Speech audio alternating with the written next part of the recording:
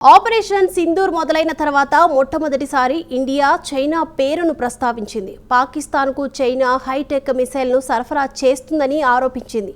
చైనాకు చెందిన PL-15 air to air మిసైల్తో పాటు టర్కిష్ బైకేర్ IHA-3 కమికేజ్ డ్రోన్లను ఇండియాకు వ్యతిరేకంగా పాకిస్తాన్ ప్రయోగిస్తుందని వెల్లడించింది. అయితే ఈ డ్రోన్లను ఇండియా ఆర్మీ గాల్లోనే నిర్వీర్యం చేసిందని తెలిపింది. చైనా గురించి భారత మిలిటరీ అధికారులు ఇంకా ఏం చెప్పారో ప్రత్యేక కథనంలో తెలుసుకుందాం.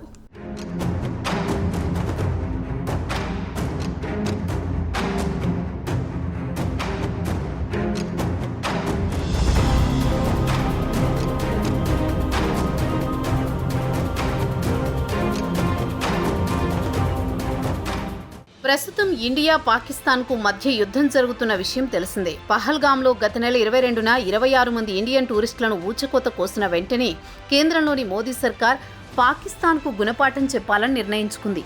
ఈ నెల 7న పాక్ ఆక్రమిత కశ్మీర్పై పెద్ద ఎత్తున వైమానిక దాడులు చేసి టాప్ టెర్రరిస్టులను లేపేసింది. అటు తర్వాత పాకిస్తాన్ కూడా ఇండియాపై డ్రోన్లను ప్రయోగించడం మొదలుపెట్టింది. ఆ డ్రోన్ల దాడిని ఇండియా మార్గమధ్యంలోనే గాల్లోనే పేల్చేసింది. ఇండియా ఆపరేషన్ సింధూర్ మొదలుపెట్టినప్పటి నుంచి పాకిస్తాన్కు ఆయుధాలు ఏ దేశం సరఫరా చేస్తోందన్న విషయాన్ని బహిరంగపరచలేదు. అయితే తాజాగా సోమవారం మీడియాతో మాట్లాడుతూ air marshal AK Bharti, director general air operations పాకిస్తాన్కు ఆయుధాలు సరఫరా చేసేది చైనా, తుర్కీ అని బహిరంగంగా చెప్పేశారు. దీనికి ఆయన లక్ష్యాలు కూడా చూపించారు. మీడియా సమావేశంలో ఆయన స్క్రీన్పై మిసైల్ క్షిపణి అవశేషాలు చూపించారు.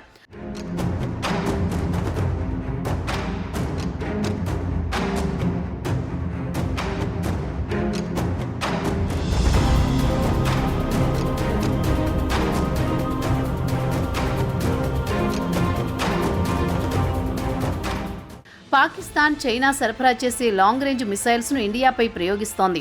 PL-15 లాంగ్ రేంజ్ మిసైల్స్ భారత భూభాగంలో పడ్డాయి. పంజాబ్లోని హోషియార్పూర్లో ఈ మిసైల్స్ శకలాలను స్వాధీనం చేసుకున్నామని ఆయన చూపించారు. పాకిస్తాన్ ఇండియాపై ప్రయోగిస్తోన్న హైటెక్ విదేశీ ఆయుధాలను ఇండియన్ ఆర్మీ గాల్లోని నిర్వీర్యం చేస్తోంది. చైనాకు చెందిన PL-15 air to air missile, టర్కీకి చెందిన బైకర్ IHA-3 కామికేజ్ డ్రోన్లను కూల్చివేసినట్లు భారతి వివరించారు. గత కొన్ని సంవత్సరాల నుంచి ఇండియా పాకిస్తాన్ల మధ్య ఉద్రిక్తతలు కొనసాగుతున్నా ఇండియా మొట్టమొదటిసారి చైనా పేరును ప్రస్తావించింది. కాగా సినో పాకిస్తాన్ మిలిటరీ సంబంధాలు బలపడ్డాన్ని న్యూఢిల్లీ క్షుణ్ణంగా గమనిస్తోంది. విశ్వసనీయ వర్గాల సమాచారం ప్రకారం చైనా పాకిస్తాన్ల మధ్య రాజకీయంగా, ఆర్థికంగా, న్యూక్లియర్, మిలిటరీ సంబంధాలు మరింత బలపడ్డాయి. కాగా ఇరు దేశాల మధ్య కొన్ని దశాబ్దాల నుంచి మైత్రీ బంధం బలంగా కొనసాగుతోంది. అయితే బీజింగ్ మాత్రం రావల్పిండికి గత కొన్ని సంవత్సరాల నుంచి ఆయుధాలు సరఫరా చేస్తోందనేది మాత్రం వాస్తవం. దీనికి కావాలనుకుంటే తాము లక్ష్యాలను చూపిస్తామంటున్నారు ఇండియన్ ఆర్మీ.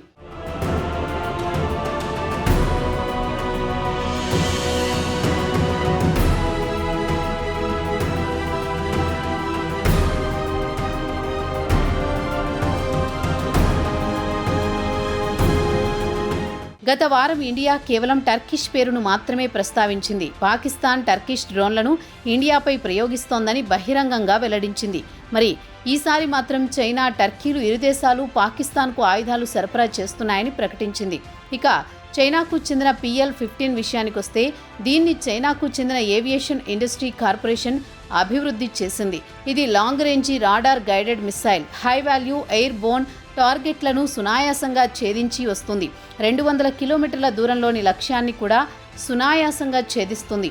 ఇక చైనాకు చెందిన PL-15 standard active radar guided AAM, అదే America made AIM-120D advance medium range air to air missile IMR, అదే America made AIM-120D advance medium range air to air missile IMR AAMకు ఎక్కడా పోలికే లేదు.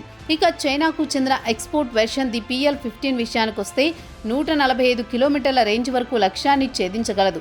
కాగా ఈ మిసైల్ను పాకిస్తాన్కు చెందిన JF-17 బ్లాక్ 3 J-10CE ఫైటర్స్తో అనుసంధానం చేశారు.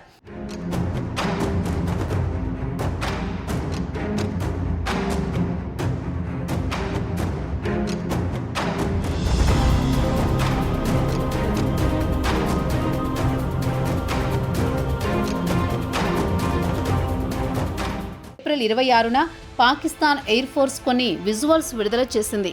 వాటిలో JF-17 అలాగే PL-15E, PL-10 మిసైల్స్ విజువల్స్ను విడుదల చేసింది.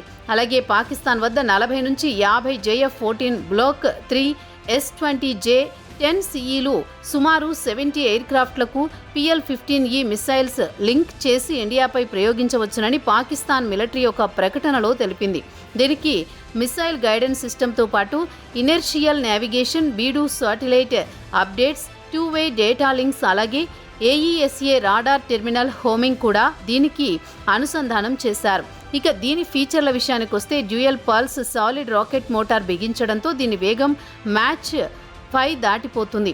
అంటే వాయు తరంగాల కంటే 5 రెట్ల వేగంతో పయనిస్తోందని అర్థం.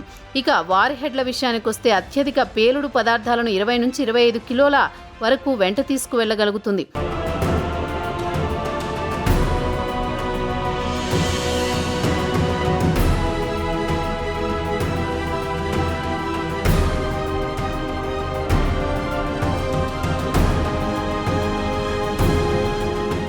ఆయుధాలను పాకిస్తాన్, చైనాకు చెందిన people's liberation army, air force PLAAF నుంచి సేకరించి ఉంటుంది. కాగా ఇటు చైనా అటు పాకిస్తాన్లు రెండూ కలిసి సంయుక్తంగా J-17 ఎయిర్ క్రాఫ్ట్లను తయారు చేసి ఉంటాయి.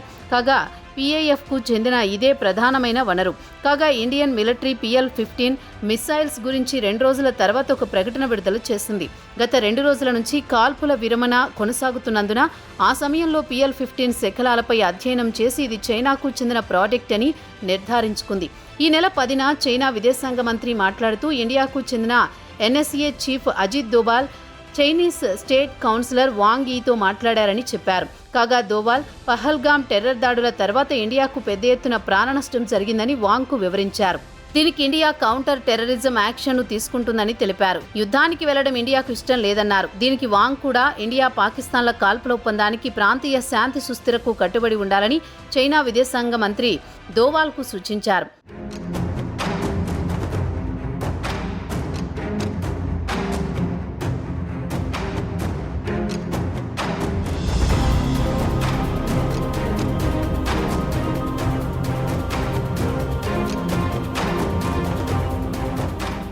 ఇదిలా ఉండగా పహల్గామ్ టెర్రరిస్టు దాడులను చైనా ఖండిస్తుందన్నారు వాంగ్ యీ. అలాగే అన్ని రకాల ఉగ్రవాదాన్ని చైనా వ్యతిరేకిస్తుందన్నారు. ప్రస్తుతం అంతర్జాతీయంగా అన్ని చోట్ల ఉద్రిక్తత వాతావరణం నెలకొంది. దీంతో ఆసియా రీజియన్ శాంతి సుస్థిరత్వానికి పెద్దపీట వేయాలనేదే చైనా ఆకాంక్ష అన్నారు. ఇక ఇండియా, పాకిస్తాన్లు ఇరుగు పొరుగు దేశాలు. అలాగే 2 దేశాలు చైనాకు పొరుగు దేశాలు. రాత్రికి రాత్రి పొరుగువారిని మార్చలేం కదా అని వాంగ్ ప్రశ్నించారు. దోవాల్ ప్రకటనను చైనా స్వాగతిస్తుందన్నారు. యుద్ధం ఇండియా చాయిస్ కాదన్నందుకు ఇండియాను అభినందించాల్సిందేనన్నారు వాంగ్. ఇరు దేశాల మధ్య ఉద్రిక్తతలను చర్చల ద్వారా పరిష్కరించుకోవాలన్నారు. చైనా విదేశాంగ మంత్రి చైనా కూడా చర్చల ద్వారా సమస్యను పరిష్కరించుకుని కాల్పుల విరమణ దీర్ఘకాలం పాటు కొనసాగాలని కోరుకుంటోందన్నారు.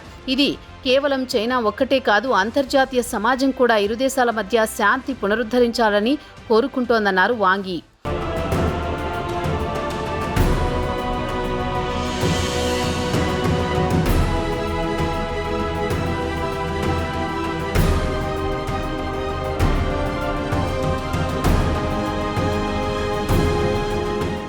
చైనా విదేశాంగ మంత్రితో పాటు చైనా జాతీయ భద్రతా అధికారి కూడా ఇరు దేశాల సమన్వయం పాటించుకోవాలని కోరుతున్నా, వాస్తవానికి తెర వెనుక నుంచి పాకిస్తాన్కు ఆయుధాలు సమకూర్చి ఇండియాకు దాడులకు పంపించేది మాత్రం చైనా అనేది యావత్ ప్రపంచానికి తెలుసు.